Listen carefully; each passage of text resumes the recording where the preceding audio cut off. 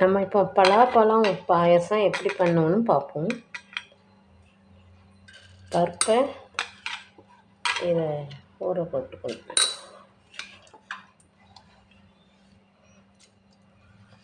கொஞ்சம் ஊற வச்சுருக்கேன்.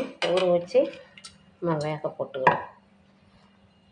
ஒரு 1/4 கிலோ பழம் மாதிரி எடுத்திருக்கேன்.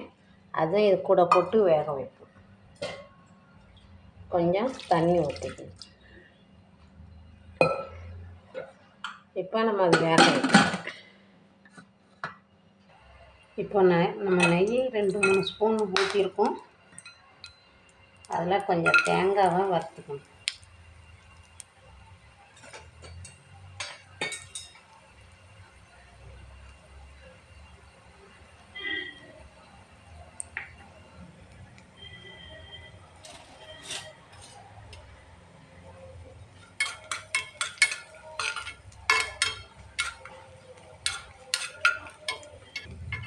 தேங்காய் நல்லா வறுத்தாச்சு, அதை எடுத்துக்கலாம்.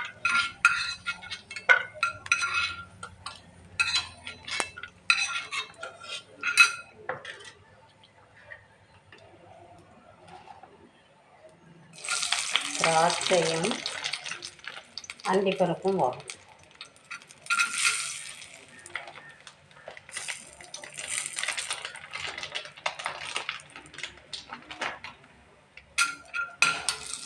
அதையும் போட்டு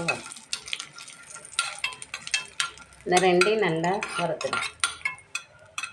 அதை இப்போ நம்ம அதை எடுத்துருவோம்.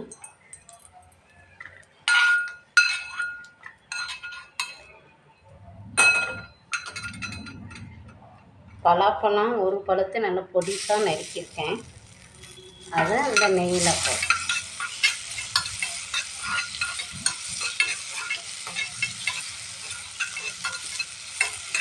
நல்லா ஒரு 5 நிமிஷம் நல்லா வதக்கிடும்.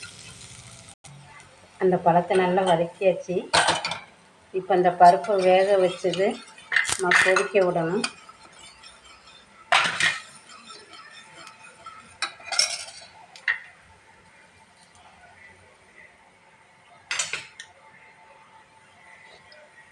இந்த பலாப்பழத்தை அவிச்சதை உரிச்சிருக்கோம். நம்ம இப்போ அதை அரைச்சிட்டு வந்துடணும். உழுது மாதிரி நல்லா மையாக அரைச்சிடும். இதில் நம்ம வெல்லம் போடும். நான் ஒரு 100 இது போட்டிருக்கேன். ஏன்னா பலாப்பழம் வந்து நல்ல பழுத்த பழம், இனிப்பு அதிகமாக இருக்குது. இது ஒரு 5 நிமிஷம் கொதிக்கட்டும். நம்ம அரைச்ச பலாப்பழம் விழுதையும் நல்லா போட்டுருவோம்.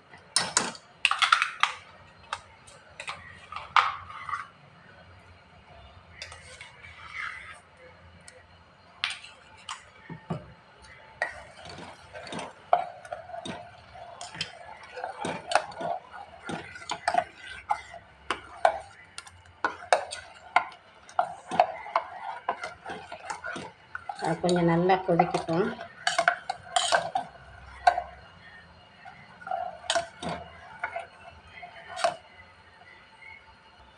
நம்ம வறுத்து வச்ச பழத்தையும் நல்லா போட்டுக்கணும்.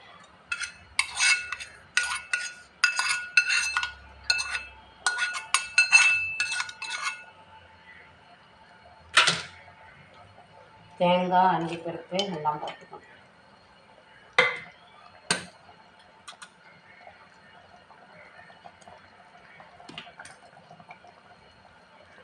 ஏலக்காய்,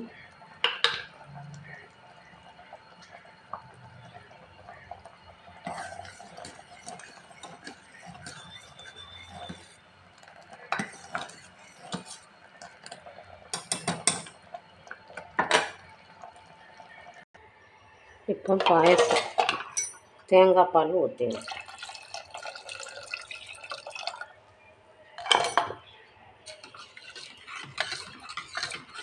இப்போ பலாப்பழம் பாயாசம் நமக்கு ரெடி ஆயிடுச்சு.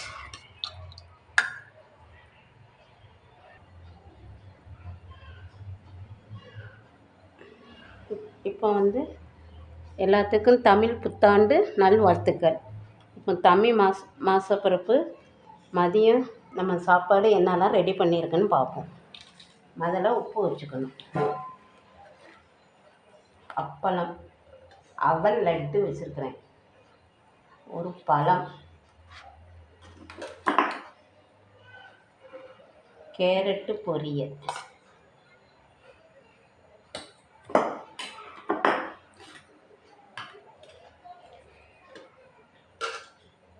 அவியல்,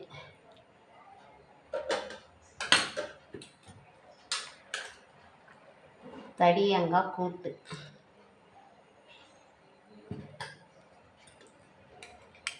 மாங்காய் பச்சடியும் வேப்பம்பூவும் போட்டு மாங்காய் பச்சடி வச்சுருக்கேன்.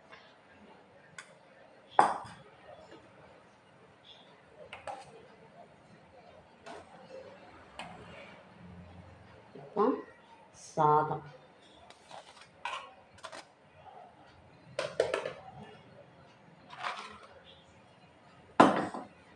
மாங்காவும் முருங்கைக்காய் போட்டு சாம்பார் வச்சுருக்கேன்.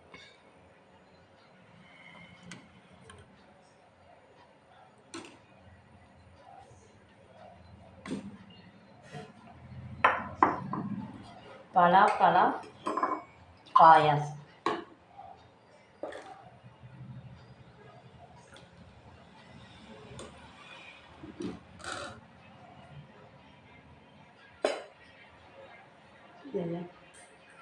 ரசம் வந்து மாங்காய் போட்டு நான் அன்றைக்கி ரசம் வச்சுருக்கிறேன். இவ்வளோ தான் ஐட்டங்க. இந்த ரெசிபி உங்களுக்கு பிடிச்சிருக்குன்னு நினைக்கிறேன். நீங்களும் ட்ரை பண்ணி தமிழ் புத்தாண்டு எல்லோரும் நல்லா சிறப்பாக கொண்டாடுவோம். தேங்க்யூ.